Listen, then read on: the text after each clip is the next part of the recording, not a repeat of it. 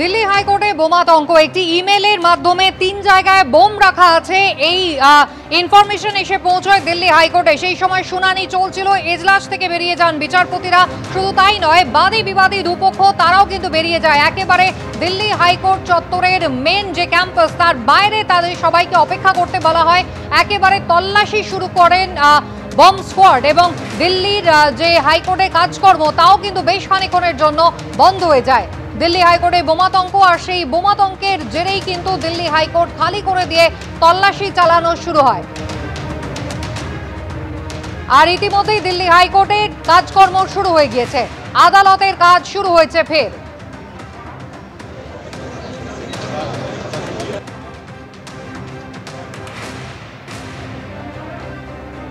দিল্লি হাইকোর্টে নতুন করে কাজ শুরু হয়েছে। বেশ কিছুক্ষণের জন্য বোমাতঙ্কের জেরে দিল্লি হাইকোর্ট খালি করে দেওয়া হয়। বাদী বিবাদী পক্ষ এবং বিচারপতিরা সকলেই একেবারে ক্যাম্পাসের বাইরে অপেক্ষা করছিলেন। তল্লাশিতে কিছু পাওয়া যায়নি, যদিও 3টি বোমা রাখা রয়েছে বলে ইমেল মারফত বোমাতঙ্ক ছড়ায়। যদিও খোঁজাখুঁজির পর কিছু পাওয়া না যাওয়ায় এখন স্বাভাবিকভাবে আদালতের কাজ শুরু হয়েছে।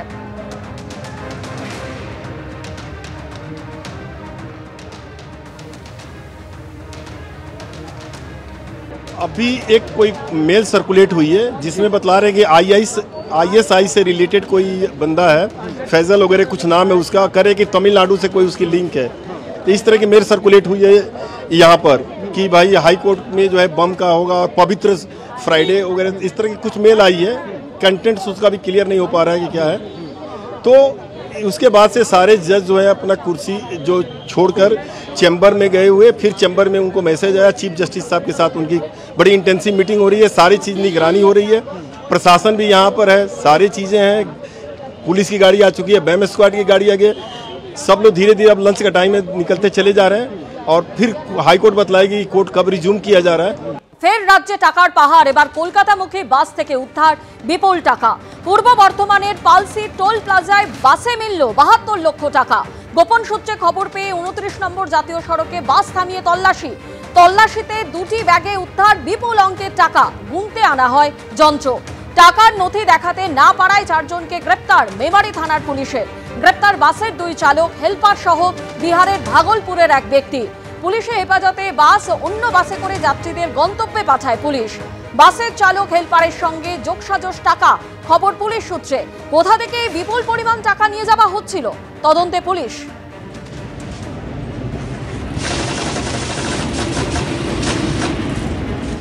সেই ছবি আপনারা দেখতে পাচ্ছেন যে তল্লাশিতে 2টি ব্যাগে যে বিপুল পরিমাণ টাকা উদ্ধার হয়েছে তা গুনতে নিয়ে আসা হয় যন্ত্র। টাকার নথি দেখাতে না পারায় 4 জনকে গ্রেপ্তার মেমারি থানার পুলিশের।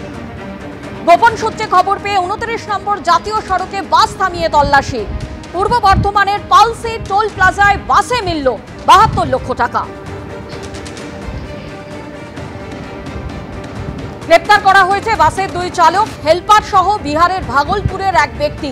কি কারণে কোথায় এই টাকা নিয়ে যাওয়া হচ্ছিল তার তদন্তে পুলিশ। ইতিমধ্যেই 4 জনকে গ্রেপ্তার করেছে পুলিশ।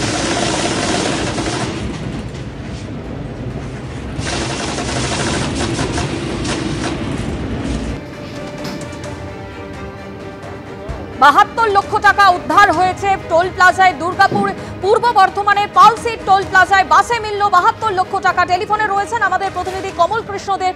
কমল কৃষ্ণ, 72 লক্ষ টাকা উদ্ধার হয়েছে, কিন্তু এই বিপুল পরিমাণ টাকা কোথা থেকে কোথায় নিয়ে যাওয়া হচ্ছিল কি জানতে পারছো?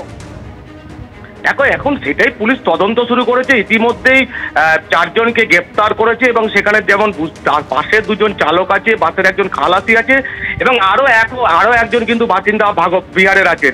এবং এই 4 জনই কিন্তু বিহারের বাসিন্দা, ভাগলপুর এবং বাঁকা জেলার। এবং বিহার থেকে পুলিশ যেটা মনে করছে এই বিপুল পরিমাণ কলকাতায় নিয়ে আসা হচ্ছিল এবং কি কারণে নিয়ে আসা হচ্ছিল। এবং তুমি জানো যে কয়েক মাসের মধ্যেই বিহারের বিধানসভা নির্বাচন এবং তার সাথে কোনো রকম কোনো সম্পর্ক আছে কিনা পুরো বিষয়টা কিন্তু খতিয়ে দেখছে। এবং যে ঘটনাটা ঘটেছে যে গতকাল রাত্রিবেলাতে গোপন সূত্রে খবর পায় যে পুলিশ খবর পায় যে ভাগলপুর থেকে একটি বাস কলকাতার উদ্দেশ্যে আসছে এবং সেই মতো মেমারি থানার পুলিশ কিন্তু পালসি টোল প্লাজাতে যায় এবং সেখানে সেই বাস দাঁড় করিয়ে রীতিমতো তল্লাশি চালানো হয়। এবং তল্লাশি চালানোর পর সেই বাসের ভেতর একটি কালো পিট ব্যাগ এবং একটি ছোলে সাদা রঙের, সেই দুটো ব্যাগ থেকে কিন্তু বিপুল পরিমাণ অর্থ উদ্ধার উদ্ধার করেছে এবং সঙ্গে সঙ্গে 4 জনকে পুলিশ আটক করে এবং রীতিমতো টাকার মেশিন পুলিশকে রিকুইজিশন করে ব্যবসাদারের কাছ থেকে নিয়ে আসা হয় এবং রাত্রি বেলাতেই কিন্তু সেই টাকার মেশিন রিকুইজিশন করে নিয়ে আসা হয় ব্যবসাদারের কাছ থেকে এবং টাকা গোনার প্রক্রিয়া শুরু হয় এবং টাকা গোনার প্রক্রিয়া শেষে দেখা যায় যে 72 লক্ষ টাকা ওই দুটি ব্যাগে আছে এবং ইতিমধ্যেই পুলিশ 4 জনকে গ্রেফতার করে তাদেরকে আজকে বর্ধমান আদালতে পেশ। ধন্যবাদ।